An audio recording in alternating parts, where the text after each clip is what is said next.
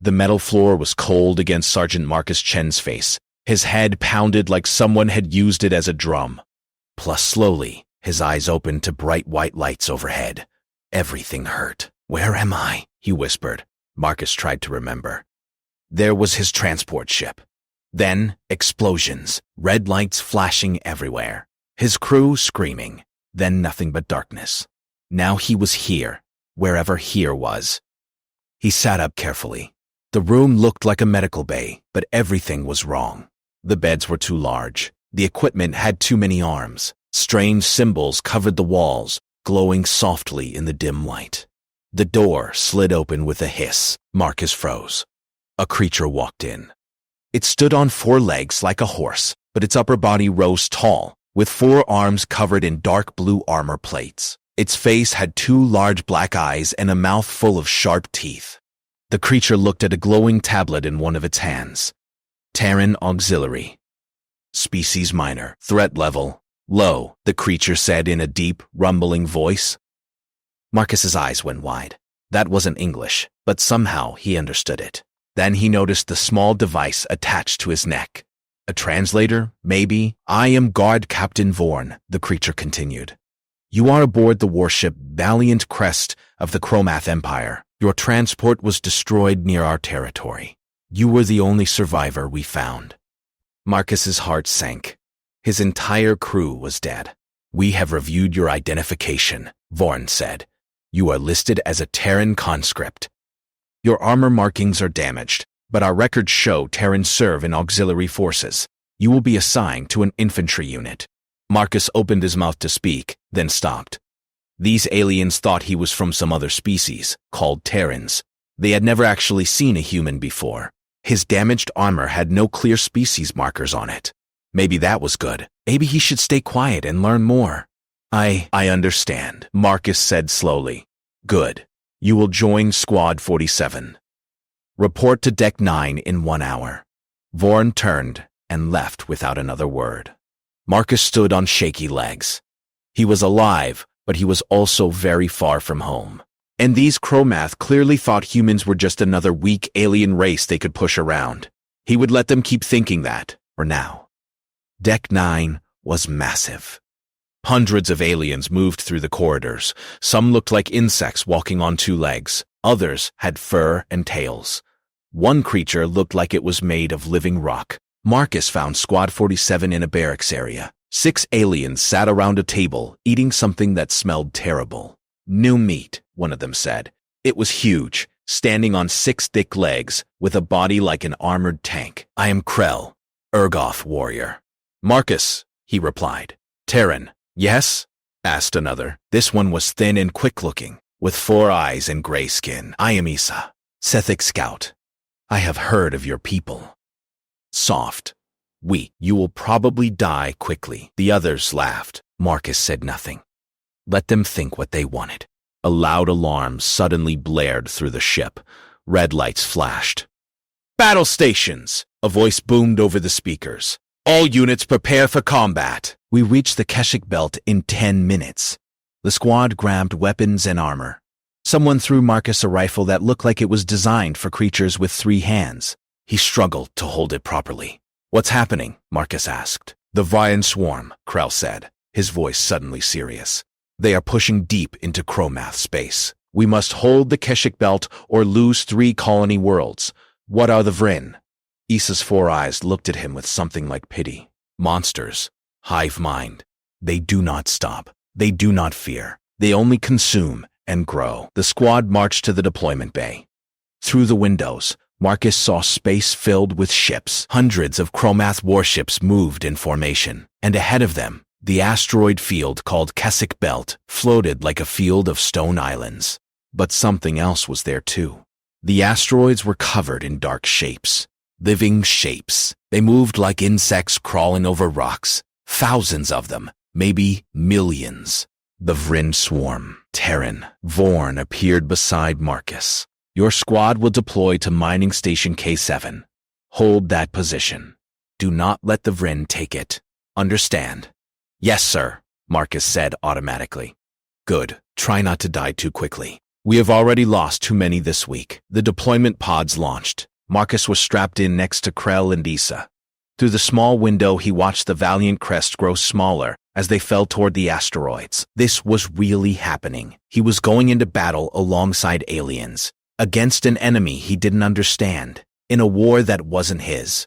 Marcus checked his rifle. It still felt awkward in his hands, but he would make it work. He always did. The pod shook as it entered the asteroid's artificial gravity field. Marcus closed his eyes and took a deep breath. "Stay alive," he whispered to himself. "Just stay alive and find a way home." The pod hit the ground hard. The door exploded outward, and Marcus Chen stepped into his first alien war. Mining Station K7 was a mess of metal tunnels and dark corridors carved into the asteroid. Squad 47 moved through the station quickly, setting up defensive positions near the main entrance. "They will come from the eastern tunnel," Krell said, pointing with one of his massive arms. "All ways from the east. The Vrin are predictable." Marcus looked around. The station had mining equipment everywhere. Heavy drills, cutting tools, cargo containers.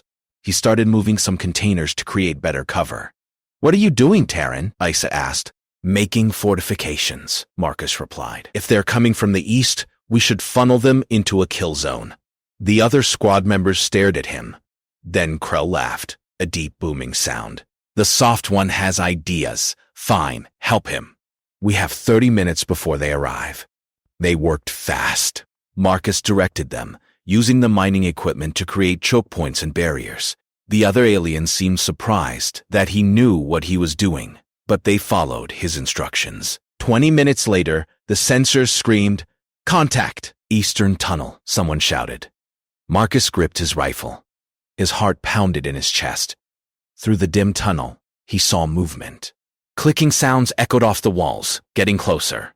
Then they appeared. The Vrin were nightmares made real. Each one was the size of a large dog, covered in black chitinous armor, with too many legs and mandibles that dripped green fluid. Their eyes glowed red in the darkness, and there were dozens of them, pouring through the tunnel like a flood of death. "Fire!" Krell roared. The tunnel exploded with weapons fire. Marcus pulled his trigger, the rifle bucking in his hands. The Vrin screamed, a horrible sound that made his skin crawl. Several fell, but more kept coming. "They do not stop," Issa yelled. "They never stop." Avrain leaped over the barricade. Marcus swung his rifle like a club, smashing it aside. Another jumped at him. He grabbed a mining tool from the ground and drove it through the creature's head. Green blood sprayed across his armor. The battle became chaos. The Vrin kept coming in waves. Squad 47 fought hard, but they were being pushed back. Marcus lost track of time. He just kept fighting. Shoot. Reload. Swing. Stab. Move. His training from Earth took over. His body moved on instinct, reacting faster than his mind could think. Hours passed. The Vrin attacks came in waves, then stopped, then came again. Marcus's muscles screamed. His hands were covered in green blood and his own red blood from cuts he didn't remember getting, but he didn't stop. The other squad members began to notice something strange. The Terran wasn't slowing down. He should have collapsed from exhaustion hours ago, but he kept fighting with the same intensity. "Impossible," Issa whispered, watching Marcus tear a Vrin apart with his bare hands when his rifle jammed. "How is he still moving?" 8 hours into the battle, Krell made a mistake. The big Urgoth warrior stepped into the wrong position. A Vrin breacher, larger than the others, caught him with its bladed limb. The weapon cut deep into one of Krell's 6 legs. Blue blood sprayed everywhere. Krell fell with a crash that shook the floor. "No!" Marcus shouted. The Vrin swarmed toward the fallen warrior. Krell tried to stand, but couldn't. His eyes met Marcus's across the room. "Leave me, Terran," Krell said calmly. "Save yourself. This is the warrior's death. I accept it." Marcus's response was not calm at all. No, he charged forward like a madman. His rifle was empty, so he threw it at the nearest Vin, grabbed a plasma cutter from the wall, and activated it. The tool roared to life, its cutting beam white-hot. What happened next would be talked about in the Chromath fleet for years. Marcus moved through the Vrin like a force of nature. The plasma cutter sliced through their armor. When 3 surrounded him, he didn't retreat. He kicked one, cut another in half, and headbutted the third so hard its skull cracked. He reached Krell and stood over the wounded warrior. A Vren lunged at them. Marcus caught it in midair with one hand, his muscles straining, and threw it into two others. "Stay down!" Marcus yelled at Krell. His body was running on pure adrenaline now. His vision narrowed to a tunnel. Every breath burned. His heart felt like it would explode, but he didn't stop. Couldn't stop. Marcus grabbed cables from the mining equipment and wrapped them around Krell's wounded leg, creating a crude tourniquet, all while fighting off Friend with one hand. "Terran, you are insane," Issa shouted from behind cover. "Probably," Marcus shouted back, grinning like a maniac. The rest of Squad 47 rallied around him. Seeing the small Terran refuse to give up gave them courage. They fought harder, pushed back stronger. Finally, after 18 hours of continuous combat, the Venin attacks stopped.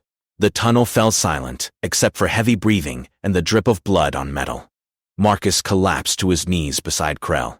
His hands shook as he checked the tourniquet. The big alien was alive. Barely, but alive. "Why?" Krell whispered. "Why did you not leave me? I am not your pack. We barely know each other." Marcus looked at him with exhausted eyes. "Because that's not what humans do. We don't leave people behind." "Humans?" Issa stepped closer, her four eyes wide. "You are not Terran?" Marcus realized his mistake, but he was too tired to care anymore. "No, I'm human. From Earth. And apparently, you guys have never actually met one of us before." The squad stared at him in shock. A voice crackled over the comms. "All units, report status." Marcus grabbed the communicator. "Station K7 holding. We need medical evacuation. One critically wounded. Reinforcements arriving in 10 minutes. K7, you are the only station that held. All others were overrun. How many in your squad?" Marcus looked around at the exhausted, injured aliens staring at him. "All of us," he said. "All of us survived." There was a long pause on the other end. "Understood, K7. Stand by. War Prime Thaxos wishes to speak with you personally." Marcus sat down heavily against a wall. Krell was looking at him with something like wonder in his alien eyes. "Human," the big warrior said slowly. "I owe you a life debt. Krell does not forget. Just rest," Marcus said. "We all earned it." As the adrenaline faded, Marcus realized what he had done. He had revealed himself. The secret was out. These aliens now knew that humans were not weak auxiliaries.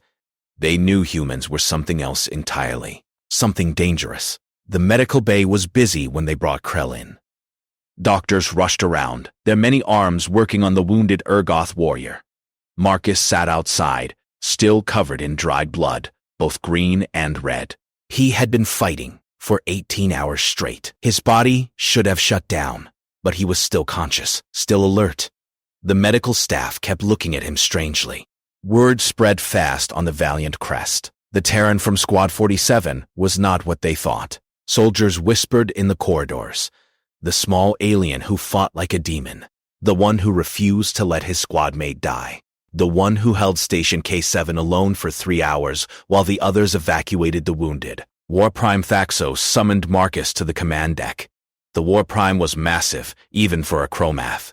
His armor was decorated with medals from 100 battles.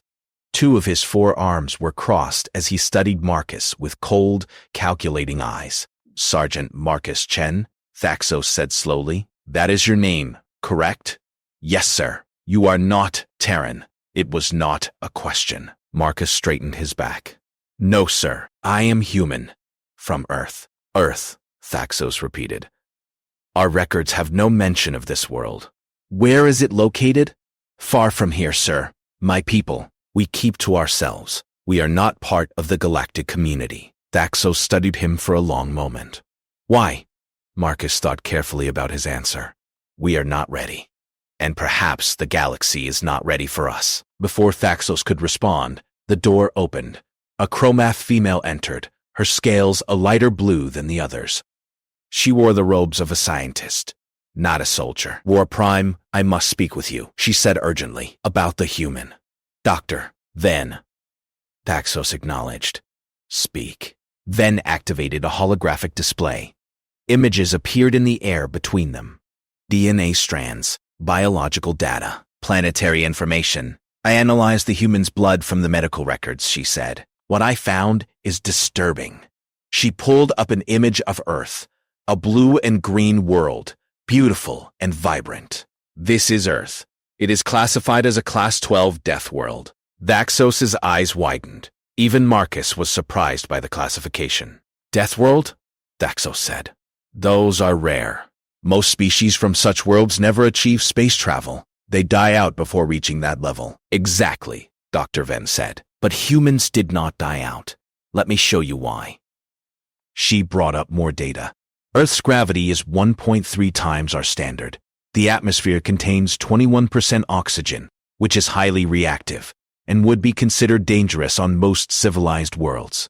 The planet has extreme weather, massive predators, deadly diseases, and natural disasters that occur regularly. She pointed at Marcus. Humans evolved on this nightmare world. Their bodies adapted to survive it. More images appeared. Human anatomy compared to other species. They have redundant organs. If one kidney fails, the other continues working. Their bones are incredibly dense to handle the high gravity. Their muscles can operate in both aerobic and anaerobic modes, allowing them to fight far longer than should be possible. Dr. then pulled up more data, her voice rising with excitement and fear.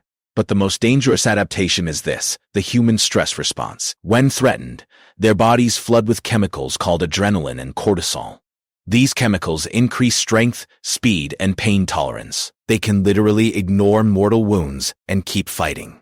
She looked at Marcus. You fought for 18 hours without rest. This should have killed you. But your body kept producing these chemicals, keeping you alive and combat effective. Thaxos leaned forward. How long can they sustain this? According to the data, days, possibly weeks in extreme situations. There are records in their history of humans running prey animals to death over distances of hundreds of kilometers. They call it persistence hunting. The War Prime was silent, processing this information. Dr. Venn continued. There is more. Humans heal remarkably fast. They can survive in temperature ranges that would kill most species. They can consume mild poisons as food and build immunity to toxins. They are, essentially, designed to survive on a world that is constantly trying to kill them. She paused, and they succeeded. They became the apex predator of their entire planet. Thaxos turned to Marcus. How many humans exist? Marcus hesitated. Billions, sir, spread across our solar system. The War Prime's face showed something Marcus had not seen before. Fear. If one human can do what you did at K7, Thaxos said slowly, what could 1,000,000 do? What could 1,000,000,000 do? Marcus met his gaze steadily. We prefer not to find out, sir. That's why we stay away from galactic politics. The command deck fell silent. Finally, Thaxos spoke. The war with the Vryn is not going well. They have broken through the Keswick belt. 3 more fleets have been destroyed. At this rate, we will lose our core worlds within 2 months. He looked at Marcus with an expression that was hard to read. I need to ask you something, human. And I need you to answer honestly. Could your people help us? Marcus's chest tightened. This was the question he had been dreading. Sir, I cannot speak for Earth. I am just one soldier. But if I sent a message to your people, Thaxos pressed, would they respond? Would they help? Marcus thought about Earth, about humanity, about what they would do if aliens came asking for military help. Maybe, he said finally. But you need to understand something. Humans don't trust easily. We have our own history of wars and betrayals. If you want our help, you cannot come as conquerors or with threats. Then how should we come? As friends asking friends for help, Marcus said. Return me home. Send proper diplomats, not warships. Show respect for our sovereignty. Then maybe, just maybe, my people will listen. Thaxos considered this for a long moment. Dr. Venn, he said. Prepare a diplomatic message, full protocols. We will contact Earth. Sir, Marcus said. There is something you should know. If my people come, they will not fight like you do. We don't have your honor codes or your traditions of warfare. We fight to win, by any means necessary. Some might call our methods dirty. Thaxos smiled, showing his sharp teeth. Right now, human, I would welcome dirty methods. The Vryn have no honor either. Perhaps it takes a death world species to fight a hive mind horror. He placed one of his large hands on Marcus's shoulder. Send the message, Thaxos ordered, and pray your people are willing to help. Because if they are not, the Chromath Empire will fall, and the Vryn will spread across the galaxy like a plague. Marcus looked out the viewport at the stars. Somewhere out there was Earth, home, and soon humanity would have to make a choice: stay hidden in the darkness or step into the light and show the galaxy what Death World survivors could do. 3 weeks passed like years. Marcus stood on the observation deck of the Valiant Crest, staring at the stars. The message had been sent to Earth through the coordinates he provided. Now all he could do was wait. The war was getting worse. 2 more Chromath fleets had been destroyed. The Vryn pushed closer to the core worlds every day. Thaxos grew more desperate with each passing hour. Krell recovered from his wounds and refused to leave Marcus's side. The big Urgoth warrior had declared a life debt, and his people took such oaths seriously. Your people will come, Krell said, standing beside him. I have fought beside you. I know what humans are. They do not abandon their own. I hope you're right, Marcus said quietly. The alarm suddenly blared across the ship. Unidentified vessel detected, a voice shouted over the speakers. Unknown configuration. Emerging from slip space near the fleet, Marcus's heart jumped. He ran to the command deck with Krell close behind. On the main view screen, a ship appeared.